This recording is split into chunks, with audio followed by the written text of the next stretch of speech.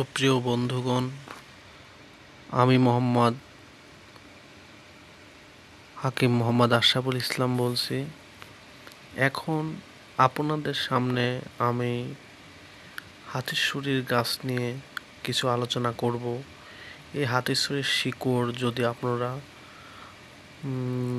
Finishing করে বেটে 1 চামচ মধুসহ সেবন করেন, তাহলে আপনার লিঙ্গ হবে ঘোড়ার মতন শক্ত এবং বউ পা ধরে মাপ চাইবে। সুপ্রিয় বন্ধুগণ, যারা এই গাছ বাড়ির আঙিনায় বা আশেপাশে দেখে থাকেন, তাহারা এই শিকড় তুলে 1 চামচ মধুসহ সেবন করবেন। আসসালামু আলাইকুম।